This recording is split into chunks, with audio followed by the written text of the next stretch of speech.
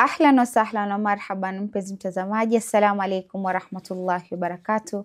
Natumai mzima buheri wa afya. Jina langu ni Haifa Muhammad na karibu katika kipindi kipendacho Upeo wa Asubuhi ndani ya kitengo Ijue Dini Yako.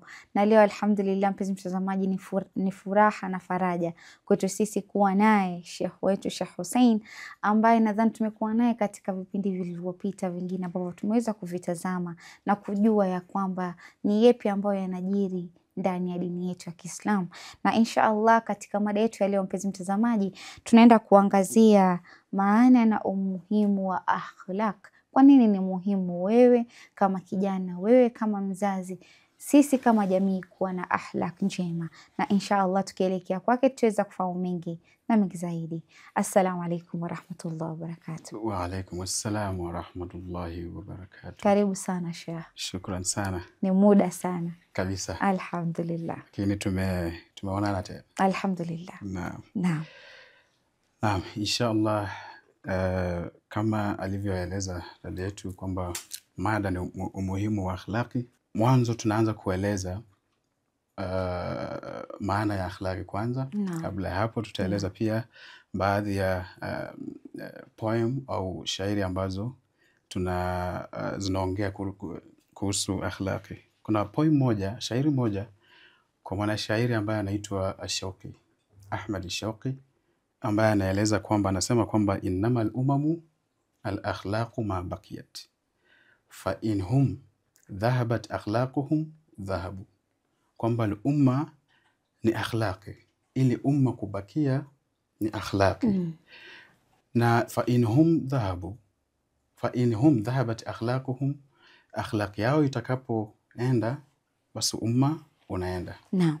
Hili ni shairi ambalo Shauqi anajaribu kutueleza umuhimu wa akhlaqi kwenye umma. Na hapa ametumia al-umam kumaanisha hiyo ni plural ya al-umma kwa lugha ya Kiarabu. Kwa hivyo al-umma ni nini? Tutajua umma ambao akhlaq yao ikienda hao pia wanaenda, au akhlaq yao ikibakia hao pia wanabakia. Na tutajua kwa kupitia kwa baadhi ya semi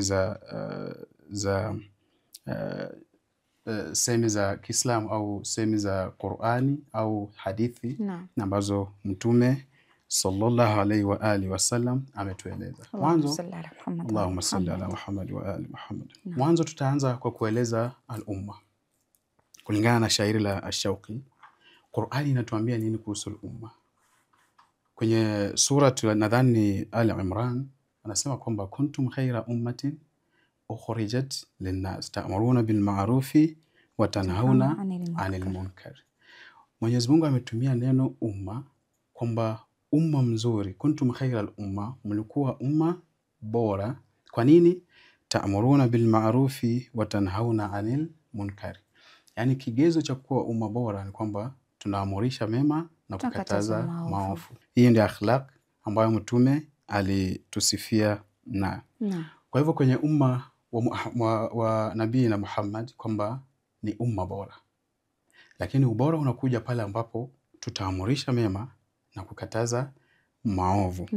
Na kwenye umma kama ilivyo kawaida kwenye mataifa, umma ni mataifa kwa lugha ya Kiswahili, ni kwamba lazima tuwe na kiongozi kwenye umma. Yani umma una reflect kiongozi yuko vipi.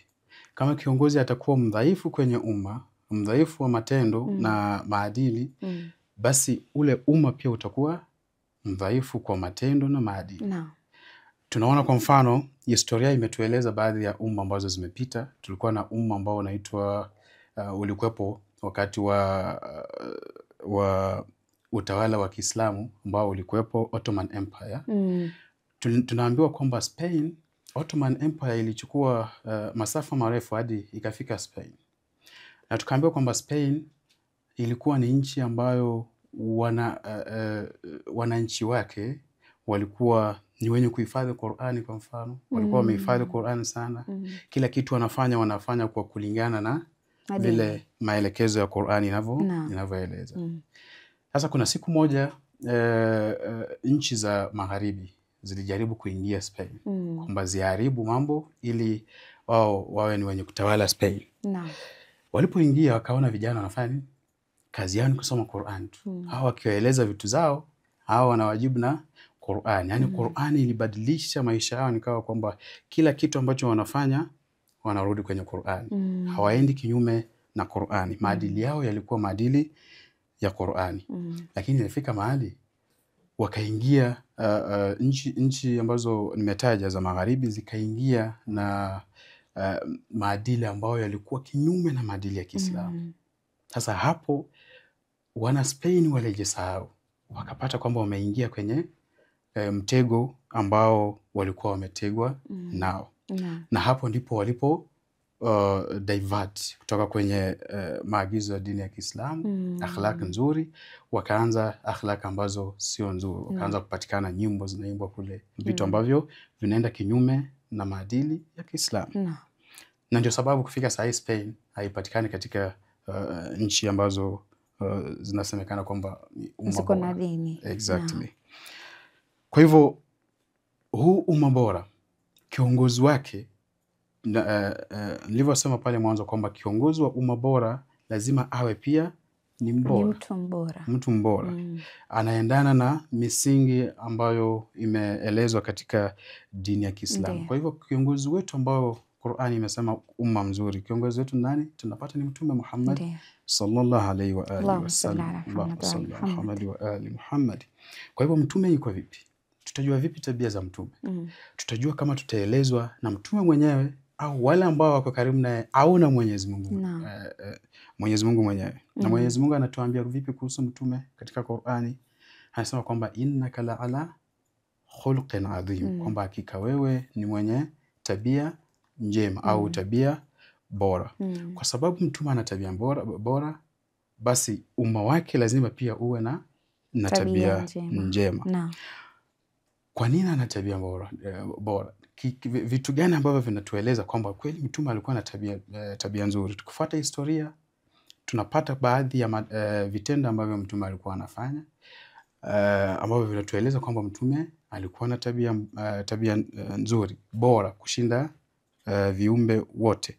Lakini pia Qur'ani yenyewe inatueleza kwamba kuna baadhi ya mifano ambayo tukiangalia kweli mtume alikuwa na tabia bora. Na sisi kama umma wake lazima tujifunze kutokana na hizo tabia bora. Qur'ani inatuambia kwamba lau kunta fadhan ghalidha alqalbi lanfadhu min hawlik, laiti ungekuwa raf, ungekuwa tough, ungekuwa na moyo mgumu, basi wangetoka karibu yako. Kwamba mtume kwa sababu amekuja na risala ya Mwenyezi Mungu, anahitaji watu wawe karibu yake. Na laiti hangekuwa na tabia nzuri, hangekuwa na tabia bora, watu wangekimbia wamwache na hakuna mtu ambaye angemsikiza. Kwa hivyo huyu mtume kwa sababu lazima awe na watu ambao wanamfuata. Lazima awe na umma ambao wanamfuata. Huu umma ameueleza vipi? Watu ambao wameamini kwa mtume watakuwa vipi? Baadaye, yani results za watu ambao wameamini kwa mtume zitakuwa vipi siku ya Kiyama.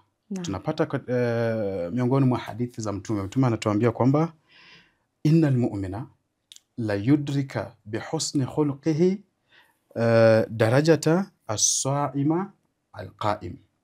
Innal mu'mina la yudriki bihusni khulqihi darajata as-sa'imi al-qa'im, kwamba muumini ambaye ameamini kwa risala ya mtume anaweza akafikia kiwango cha yule ambaye anafunga na kuswali kwa kuwa na tabia nzuri tu. Yani wewe ukiwa na tabia nzuri ina maana kwamba unaweza kufikia daraja ya mtu ambaye kazi yake ni kufunga tu na kuswali. Lakini haimaanishi kwamba tuachane na kufunga na kuswali, kwamba sisi tuwe tuna tabia nzuri basi inatosha. Hapana, haitoshi. Lazima hizi vitu zote ziende pamoja. Kwa sababu Qur'ani inatuambia innal ladhina amanu wa amilus salihat, illa wale ambao wameamini na wakafanya matendo mema, wakatenda matendo mema. Kwa hivyo matendo mema yanaendana na imani. Kwa hivyo kufika hapa lazima tujue akhlaq ni nini. akhlaq kulingana na mafundisho ya dini ya Kiislamu na mafundisho ya Mtume, specifically akhlaq ni nini? Kwamba akhlaq ni maadili. Kilugha akhlaq kusema kwamba mtu ana akhlaq nzuri ina maana kwamba ana maadili mema. Kwa hivyo mustalah wa akhlaq tukisema kwamba mtu ana tabia nzuri au mtu ana akhlaqi, tunamaanisha kwamba ana tabia au maadili au mienendo ambayo zinaendana na maamurisho ya Mwenyezi Mungu, kwamba yale ambayo yanafanya yote yanaendana na vile Mwenyezi Mungu ananiamurisha kupitia kwa Qur'ani, kupitia kwa hadithi za Mtume. Na haya hivi vitendo ambavyo nafanya au maadili yangu pia yanakuwa ni ya kutimiza wajibu wangu wote, kwa sababu wajibu imegawanyika katika sehemu 3. Kuna wajibu 3 au 4. Kuna wajibu wangu kama mimi najitekelezea wajibu wangu. Kuna wajibu wangu kwa mwenzangu ambaye to the community. Kuna wajibu wangu to the environment. Environment tunamaanisha ecosystem ambayo yupo wanyama, miti, kila kitu. Alafu kuna wajibu wangu kati yangu na Mwenyezi Mungu.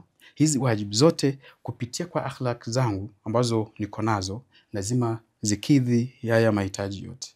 Wajibu wangu kama mimi na wajibu wangu kama mimi na wenzangu na community na society au environment, kisha baadaye wajibu wangu na Mwenyezi Mungu. Kwa hivyo hiyo ndio taarifu ya akhlaq. Tunaweza tukapata taarifu zingine za akhlaq ambazo zinatofautiana, lakini malengo yatakuwa ni yale. Kwa hivyo tunaona kwamba miongoni mwa akhlaq, kwa mfano tukisema mtu ana akhlaq nzuri, kwa mfano ni mpole, ana akhlaq nzuri. Kwa mfano anaongea vizuri, kwa mfano si mdanganyifu, ni mkweli, kwa mfano haibi. Hivyo hizi ndio akhlaq ambazo tunazisema kwamba akhlaq nzuri. Lakini pia kuna akhlaq mbaya. Kwa mfano kusengenya. Sisi tunajua kwamba kusengenya ni akhlaq nzuri na imeelezwa. Kwa mfano kuiba, tunajua kwamba ni akhlaq mbaya na imeelezwa. Lakini kuna baadhi ya akhlaq ambazo dhahiri, yani ukiziona tu hivyo unaona ni mbaya. Lakini kuna baadhi ya akhlaq ambazo zimejificha, yani zinakuwa sababu ya kutekeleza maovu mengine. Kwa mfano tunajua kwamba na Qur'ani imetueleza kwamba fitna ni mbaya. Ndio. Kwamba hadi kuna aya inasema fitna ni mbaya kuliko kuua.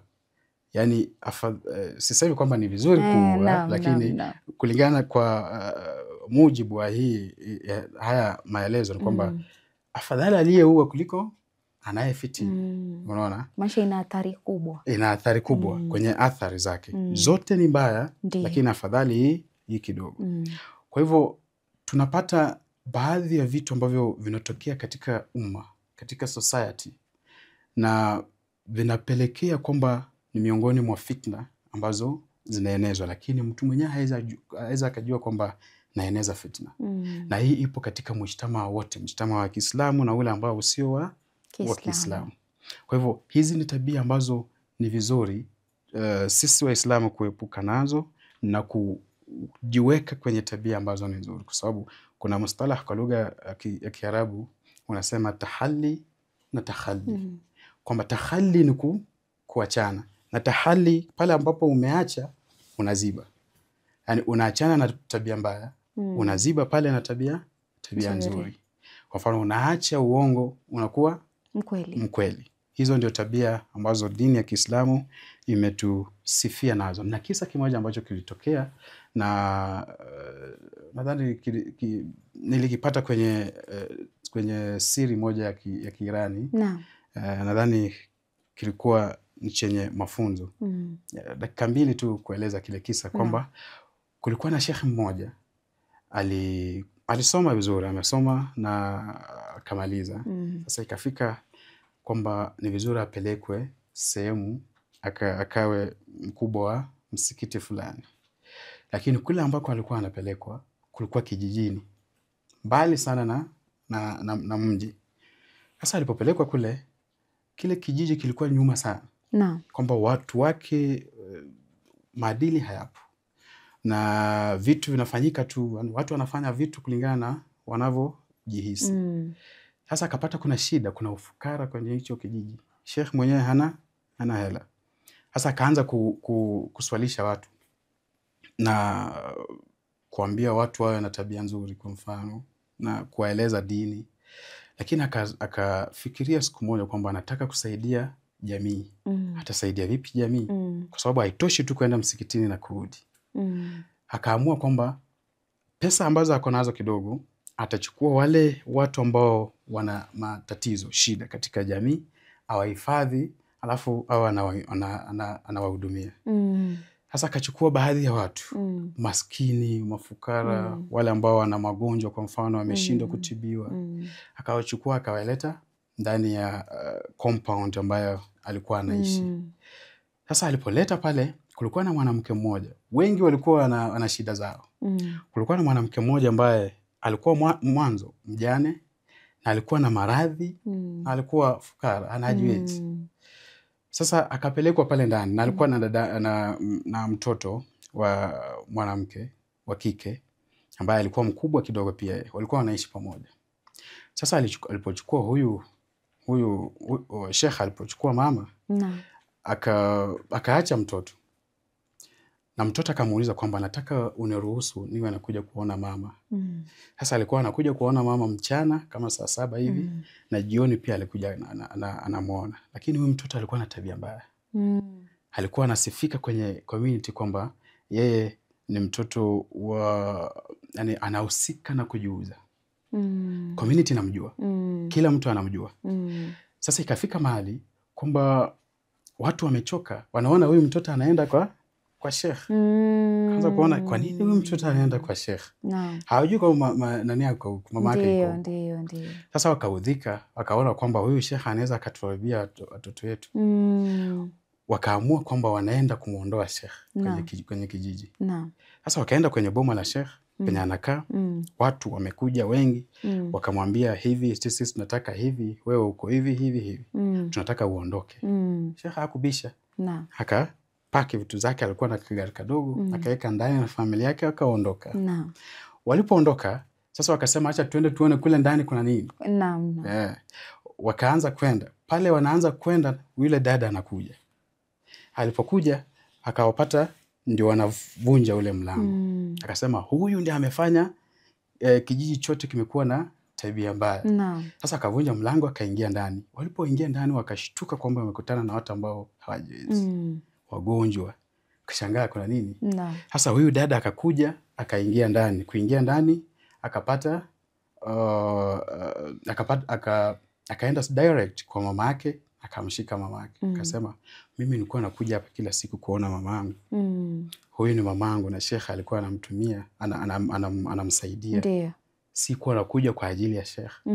Sasa ikawa kila mtu hana la kusema. Dhana.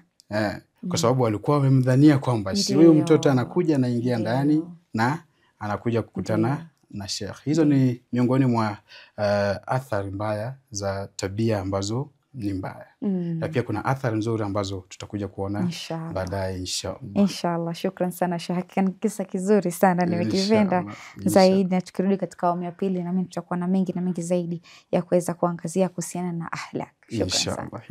Kurudi kwako mpenzi mtazamaji, natumai katika awamu ya kwanza tukiwa na Sheikh Hussein ndani ya studio zetu za Mahdi TV, binafsi nafaidika naye. Binafsi nimefurahia hicho kisa, sijui kama wewe umeweza kukifurahia. Kwa hakika ni kisa ambacho kina mafunzo na kinatufunza ya kwamba sio vizuri kuwa na dhana. Mdhanie mwenzio kwa wema, maana huwezi jua huyu mtu anaweza badilika kwa sababu yako, anaweza badilika kwa sababu gani. Kwa sababu ya dhana tu inaweza haribu maisha ya mtu. Na inshallah mpenzi mtazamaji, acha tuchukue mapumziko, tutakaporudi tuendelea zaidi. Assalamu alaikum warahmatullahi wabarakatuh. Mpenzi mtazamaji, karibu tena katika awamu ya pili ya kipindi kipindacho Upeo wa Asubuhi ndani ya kitengo Ijue Dini Yako, tukiwa na Sheikh ndani ya studio zetu za Mahdi TV. Anazidi kuelezea na pia kufurahisha kwa kisa tofauti ambapo vitakupa wewe mafunzo haswa kuhusiana na akhlaq. Akhlaq kwa kila mwanadamu ni kama kitu ambacho ni wajib, kwa sababu ndo itakupa mwongozo wa maisha, na ukiwa na akhlaq njema kila mtu atakupenda na kila mtu atakuenzi, na ukiwa na akhlaq mbaya basi wengi wataweza kukutenga. Na inshallah mpenzi mtazamaji, tukirudi kwake Sheikh tutaweza kufahamu mengi na mengi zaidi ambayo ameweza kutuandalia. Naam, karibu tena Sheikh. Shukran jazila. Inshallah, a'udhu billahi minash shaitani rajim. Bismillahir rahmanir rahim. Wa sallallahu ala sayyidina Muhammad wa ala ali tayyibin at-tahirin. Allahumma salli ala Muhammad wa ali Muhammad. Na umuhimu wa akhlaq katika dini ya Kiislamu au katika jamii kiujumla. Mwanzo tumeona athari za akhlaq, baadhi ya athari za akhlaq mbaya, lakini pia kuna akhlaq nzuri ambayo ina umuhimu wake, ina fadhila zake katika jamii au katika dini ya Kiislamu. Miongoni mwa athari ya akhlaq nzuri kwamba ni chanzo au sababu ya kukubalika kwenye jamii. Naam. Kwamba mtu akiwa na akhlaq nzuri na watu wamfahamu vizuri, kwa sababu ukiwa na haitoshi tu kwamba nina akhlaq nzuri. Kweli. Bali ni vizuri niwe na akhlaq nzuri na watu wafahamu kwamba nina akhlaq nzuri. Kwa sababu kuna dhana ambazo zipo katika jamii. Unaweza ukafanya jambo nzuri, watu wakadhania vingine. Lakini akhlaq ni chanzo cha kukubalika, kwamba kwa mfano ukiwa mkarimu na ukiwa unatembea na watu, ukiwa unahusika na watu vizuri, watu watakukubali. Watu watakuwa karibu na wewe. Watakuenzi. Ndio. Na hii tunaweza tukaona katika jamii zetu, sana sana wanasiasa sana sana wanakubalika. Ndio. Kwa sababu wanasiasa akitoka huko anatoa hela kidogo. Kweli. Watu wanakuwa karibu na yeye. Na akitoka huko anakuwa anatembea na watu, anakula na watu. Hata kama kuna maslahi, lakini watu wanaona kwamba ni akhlaq nzuri.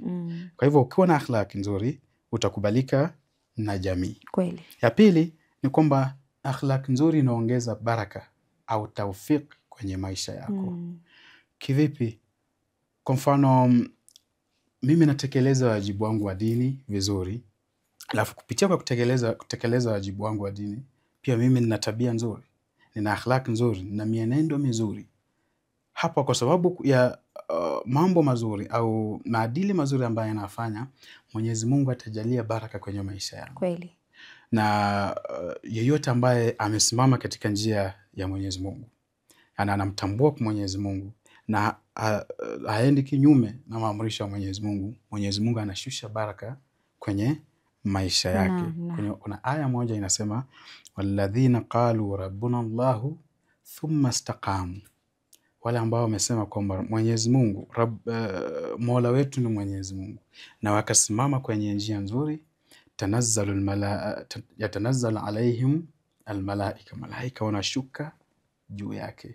Malaika yani kushuka kwa malaika kunadhihirisha kwamba baraka zinashuka. Ndio. Yani malaika wanashuka ili wamuombe dua, wampe baraka kwenye vitu ambavyo, taufiki kwenye vitu ambavyo anafanya. Kwa hivyo miongoni mwa umuhimu wa akhlaq nzuri kwamba akhlaq inatusababisha sisi tuwe na taufiki au na baraka kwa kila kitu ambacho tunafanya. Pia ya tatu ni kwamba tabia njema inafuta maovu ambayo tunayafanya. Kwa mfano, tunaweza kuwa tunafanya baadhi ya vitu kwa kujua au kutojua.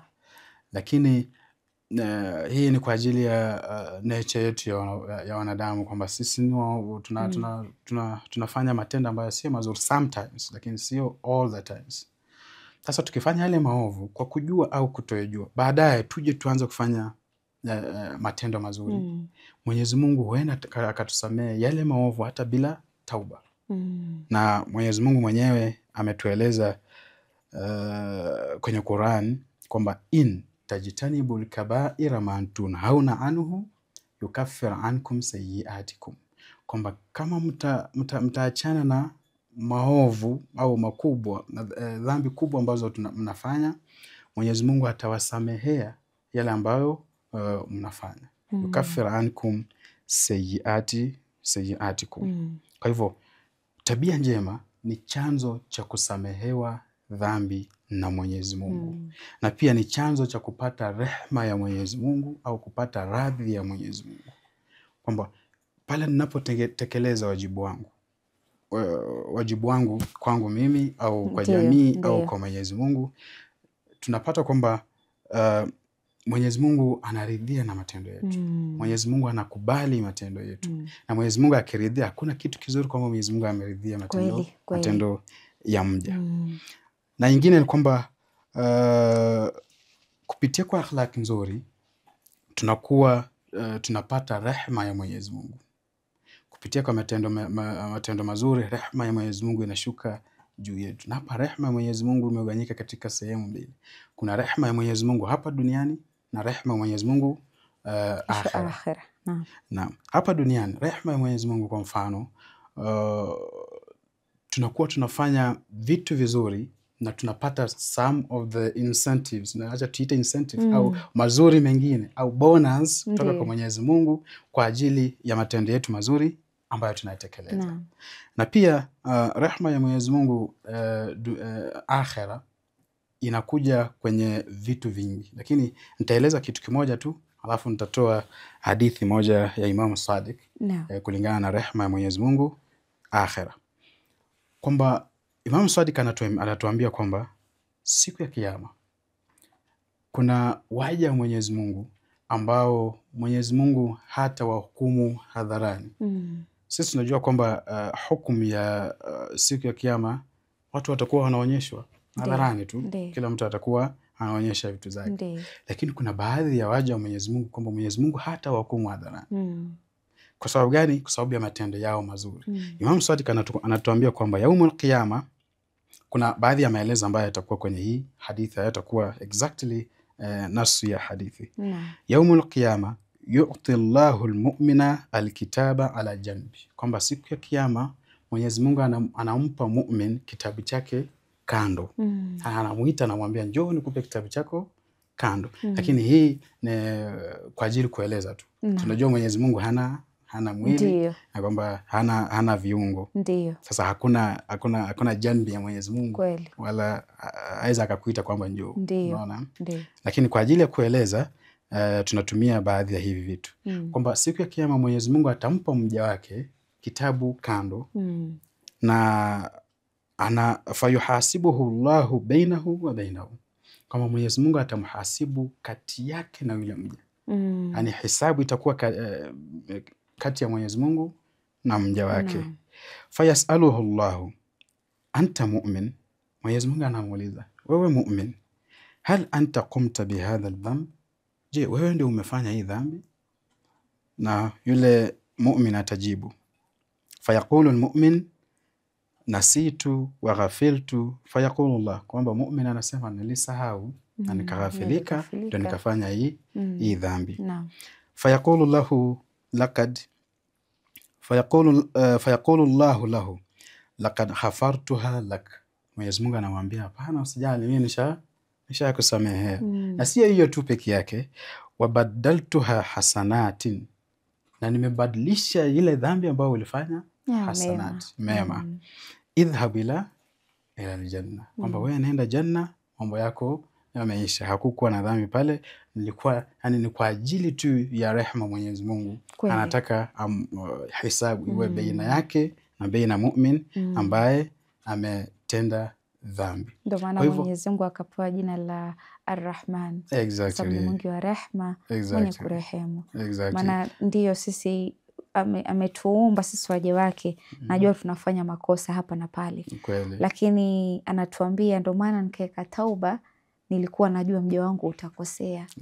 Na mwisho wa siku kurudi kwako kwangu huwa ni ile kwamba najua mja wangu amegundua kosa alilolifanya. Maana hakuna binadamu ambaye anaishi katika hii ardhi pasi na kukosea.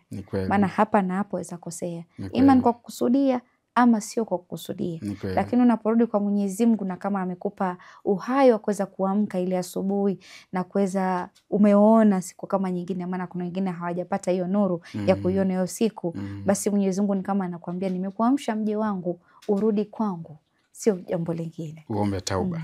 Inshallah. Kwa hivyo hizo ni miongoni mwa rehema za Mwenyezi Mungu kwa waja wake. Kwa hivyo kitu kingine, hakuna kitu kizuri kwamba wewe umepata rehema ya Mwenyezi Mungu. Ina maana kwamba alikuwa ameridhia muamala wako, alikuwa ameridhia na vitendo vyako ambao ulikuwa unafanya, na akhlaq yako pia alikuwa ameridhia. Kwa hivyo ridha ya Mwenyezi Mungu ni miongoni mwa umuhimu wa tabia njema ambazo mu'min inafaa awe nazo katika maisha yake hapa duniani. Inshallah, nadhani tunafika hapo kwenye na tunapiga tamati, sio? Inshallah. Shukran sana Sheikh, na tukiongezea kidogo ni kwamba hii akhlaki ya mtu, tukisema kuna watu ambao ndio utakuta sisi wanawake tumevaa mavazi yetu mazuri kama vile ya dini vizuri, tumejistiri, lakini mwanamke roho yake utakuta mtu ana roho chafu ama roho mtu afai. Je, hii akhlaki yenyewe inafaa kuanzia wapi? Je, inafaa kuanzia na vile mtu anavyowaza ama ni vipi?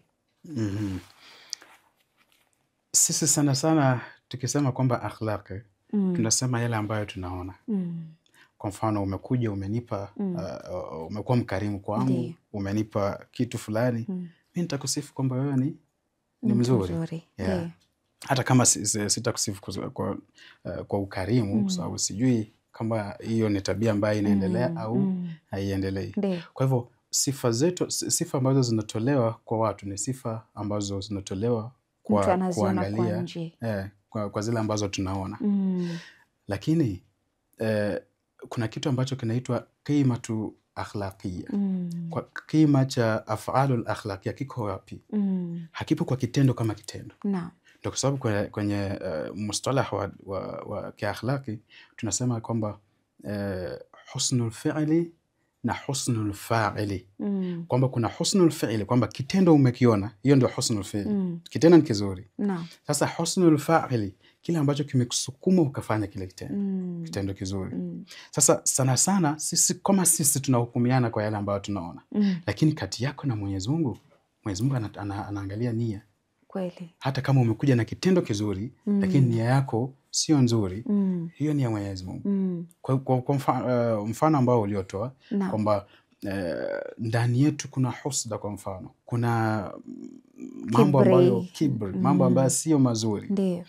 Nipo tujue kwamba yale ambayo tunafanya nje hakuna shida, unaweza ukadhihirisha vizuri, lakini ndani Mwenyezi Mungu anakuona. Mwenyezi Mungu anaona na inaandikwa kila kitu ambacho uko nacho au unahisi kwa mwenzako. Kwa hivyo shida itakuja kati yako na Mwenyezi Mungu kwa sababu yeye anaona kila kitu. Shukran sana Sheikh, hakika umeweza kuelezea vizuri. Ni jambo jema kuweza kufahamu na kuelewa yafika kwamba akhlaq ni kitu ambacho ni muhimu katika jamii.